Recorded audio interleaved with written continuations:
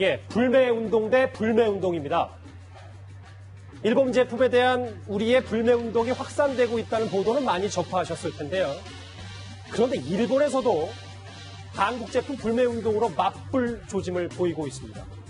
이재명 처장, 예, 이 한번 같이 보실 텐데 막걸리, 라면, 김치 보시는 것처럼 예.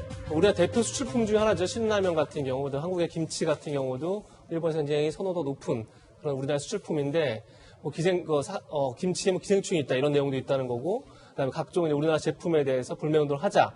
근데 다만 이제 저 사진 자체가 지금 새로 만들어졌다기보다는 예. 2014년도에 극우 세력들이 그러니까 5년 전이죠. 이미 만들어졌군요. 그때 만든 사진이 지금 다시 한번 SNS를 통해 돌고 있다는 겁니다. 그러니까 아마도 이제 우리나라에서도 좀 일본 불매운동이 굉장히 광범위 확산되고 있지 않습니까? 그렇게 아무래도 이제 감정적 애국주의에 많이 호소하는 그런 모습이 있는데 일본에서도 당연히 그런 반작용이 나타나는 게 아닌가 그런 생각이 듭니다. 5년 전에 있었던 거를 다시 꺼내든 분명 이유도 있겠죠. 최근 한국에 대한 일본인들의 시각이 나빠진 것도 사실인가 봅니다.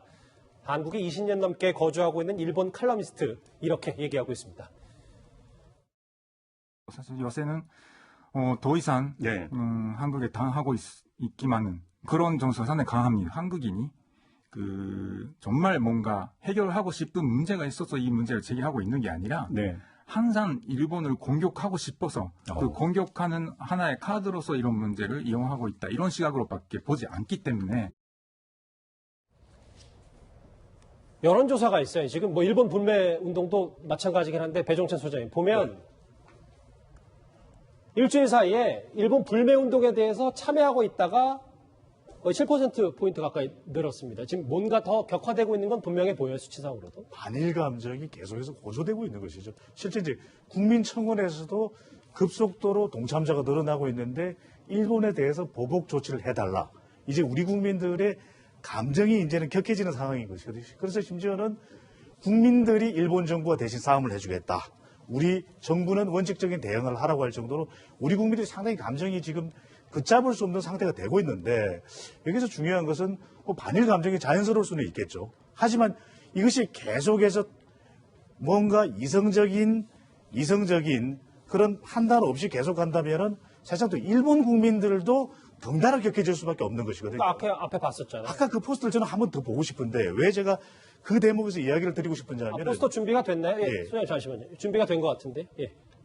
자, 말씀하십시오. 예. 우리가 한자는 어느 정도 이해하실 텐데 이런 내용들을 그냥 단순히 한국 제품 불매를 이야기하는 것이 아니라 저 전단지의 제 상단을 보십시오. 자, 독도입니다. 독도를 불법으로 점유하고 있고 일본에서는 천황의 상징적인 의미가 매우 크잖아요. 예. 천황을 모욕한 데 대해서 항의하기 위해서 불매해야 된다. 그러니까 첫 줄에 있는 내용이 그런 거잖아요. 예. 그러니까 저것을 아주 우리로 치면은 제품만을 이야기하는 것이 아니라 저 지금 화면에 나오는 상단 같이 야 독도 우리 일본 거야. 이래서. 예. 그다음에 천황에 대해서 모욕을 하고 있다. 이렇게 감정 싸움을 유발하고 있다라는 것이죠.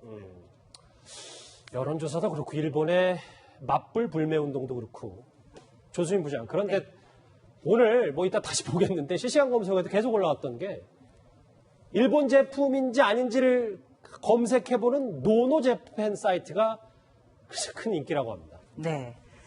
그러니까 지금 대한 수출 규제 조치로 인해서 국내에서는 일본 제품 쓰지 말자.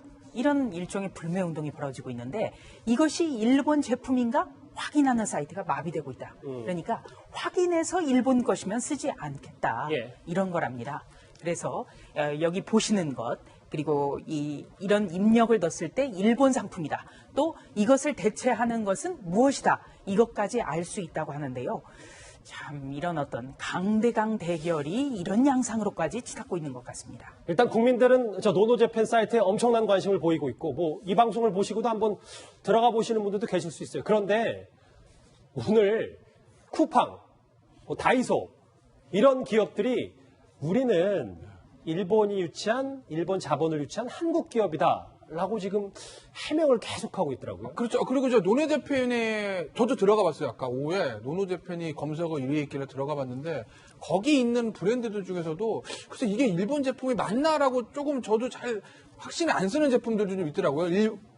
맥주 같은 거 제가 알기로는 체코 맥주로 알고 있는데 거기 올라와 있는 경우도 있고, 그 다음에 우리나라하고 일본하고 합작 기업에서 생산하는 제품들도 있거든요. 근데 합작 기업 같은 경우는 일본 자본이 들어와 있긴 하지만 어쨌든 우리나라 자본도 들어와 있는 거라서 그게 딱 일본 제품이라 말하기도 애매한 측면이 있죠. 예를 들어 소니나 유니클로 저건 뭐 일본 제품을 다 아는 건데, 뭐 예를 들어 아사히 맥주 이런 거. 그러니까 노노재팬이 확실한 판정단이 아닐 수 있다는 얘기. 네, 그래서 그거는 우리가 좀 한번, 왜냐면 잘못하면 한국 기업에 피해를 갈 수도 있고, 애꿎은 외국 기업에 이제 피해를 줄 수도 있으니까 그 부분 좀 확인을 해봐야 되는 거고. 예. 그리고 이제 쿠팡 말씀하셨잖아요. 예. 근데 쿠팡은요, 이름이 왠지 조금 뭐 쿠폰이라고 영어로 쓰고 쿠팡이라고 읽어서 뭔가 좀 일본 기업이 아닌가 이렇게 착각하시는 것 같은데, 그래서 아마 오늘 쿠팡에서 우리는 일본 기업이 아닙니다라고 이제 해명자를 냈다라는 거예요. 근데 예. 쿠팡은 제가 알고 있기로도 대표도 한국 사람이고 한국 기업으로 알고 있고, 쿠팡도 이제 그렇게 얘기를 했습니다. 또 하나 다이소가 있어요. 근데 이건 전 처음 알았어요.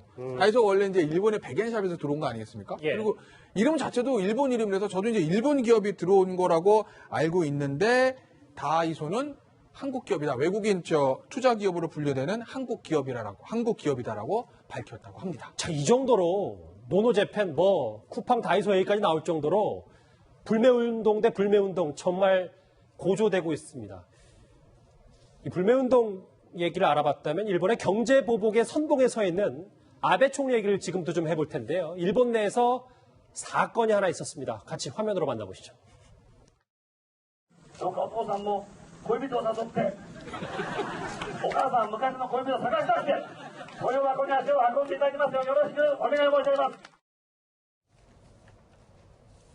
좀 더 화면으로 못 보신 분들을 위해서 여기를 좀 볼게요.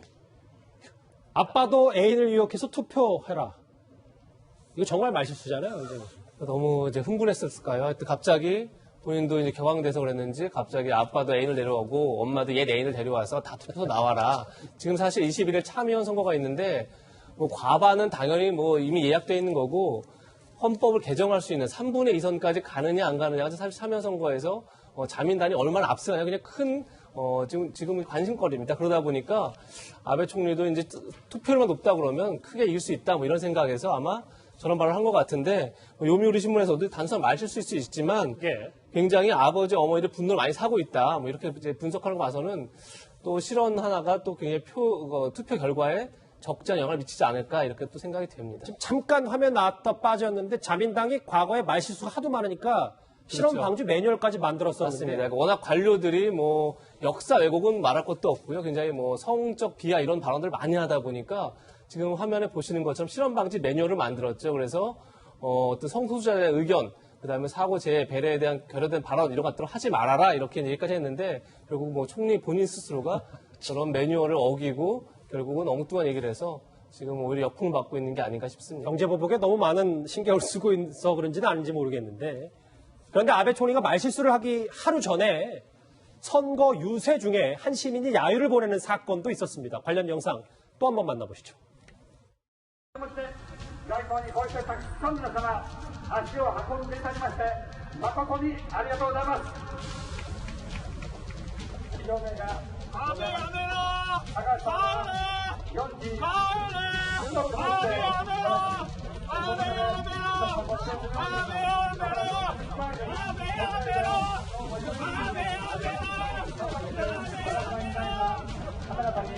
ご冥福をお願いして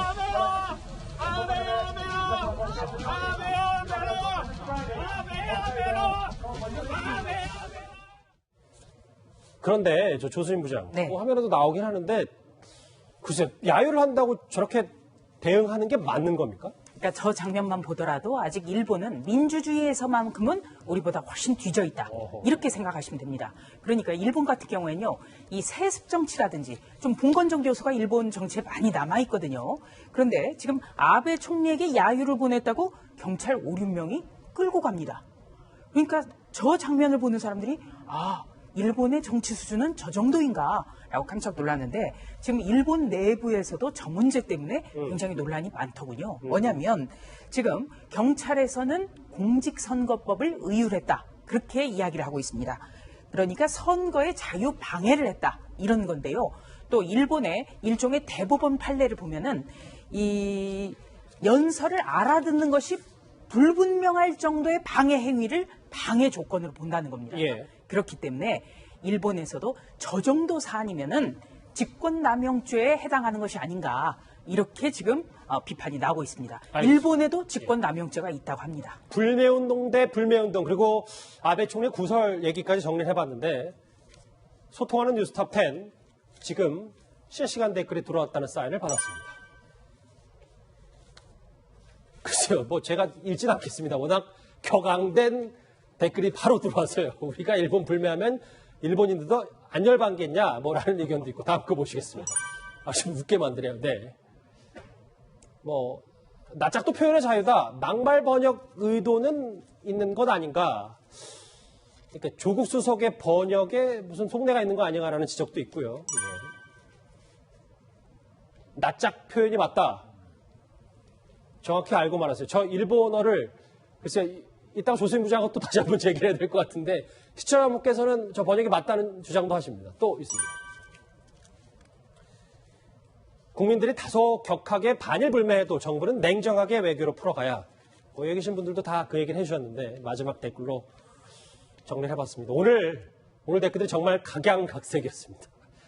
자, 댓글까지 여기서 정리하겠습니다. 다음 주제 넘어갈 텐데요. 저희가 이 주제를 뉴스타트 뒷부분에 배치한 이유가 있습니다. 주제 같이 확인해 보시죠.